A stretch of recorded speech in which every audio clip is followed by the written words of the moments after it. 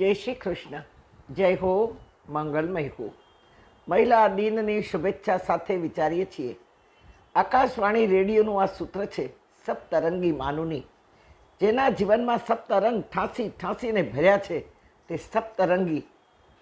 પહેલું તો સ્વભાવથી જેની સરળતા છે, બીજું કાર્યોમાં સહજતા છે, ત્રીજું સંસ્કારિતામાં ધર્મનો સ્પર્શ છે, પોતે સનાતની છે, ચોથું સંકલ્પથી બજાવેલું કર્તવ્ય છે, પાંચમું જીવ જગત જગદીશને આત્મસાત થયેલું જ્ઞાન છે, એ જ્ઞાનમયતા છે જેનામાં, છઠ્ઠું સહનશીલતામાં પ્રભુ પરની શ્રદ્ધા અતૂટ વિશ્વાસમયતા છે, સાતમું સમર્પણતામાં સંપૂર્ણ આત્મીયતા છે.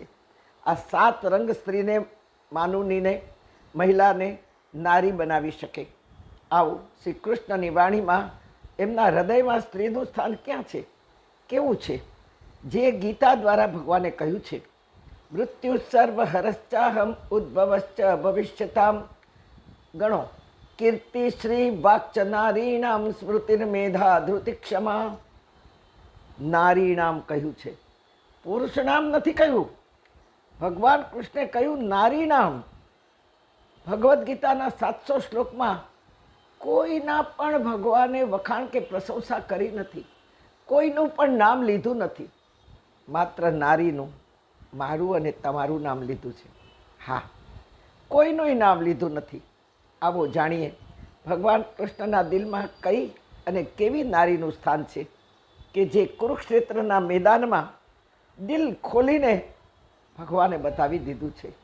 અને તે છે કીર્તિ, જેની કીર્તિ આજે પણ ગવાઈ રહી છે, જેને લોકોએ દ્રષ્ટિથી જોઈ નથી, ખાસ જાણી પણ નથી, પણ જેની કુખમાં પોઢવાનું સાક્ષાત ભગવાન કૃષ્ણને મન થયું.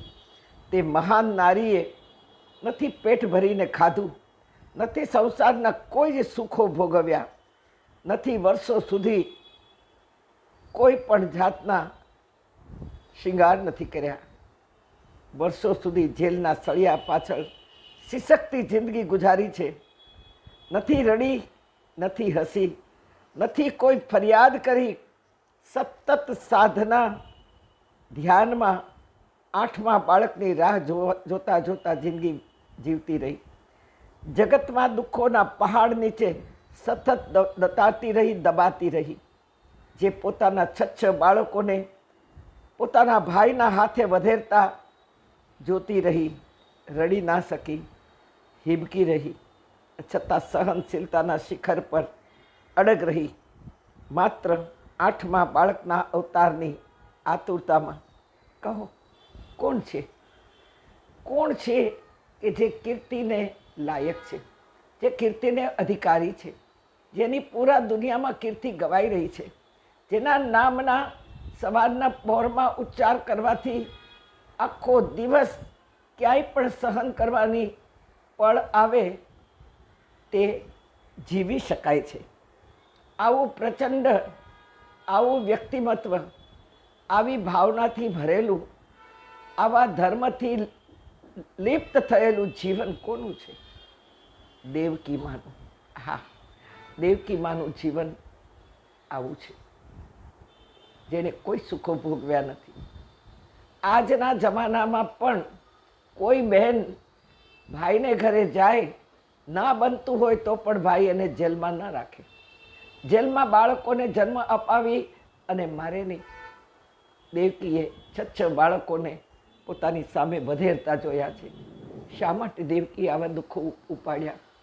દેવકીએ દુઃખો ઉપાડ્યા છે આ જગત માટે. કંસના એટલા બધા પાપ ભરાઈ ગયા હતા કે એ મરે એમ જ નહોતો. દેવકીએ એના પાપ ભરાવા માટે 6 બાળકોને સોંપી દીધા. બાલ હત્યા જેવું પાપ નથી, સ્ત્રીના અપમાન જેવું પાપ નથી, અને વૃદ્ધોના અનાદર જેવું પાપ નથી.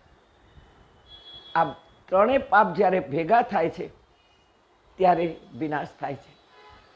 બાળ હત્યાનું પાપ લાગ્યું, વૃદ્ધોનું પાપ લાગ્યું, પિતા ઉગ્રસેનને જેલમાં પૂર્યા, અને સ્ત્રીના પજવવાનું પાપ લાગ્યું, દેવકીને દુઃખો દેવામાં.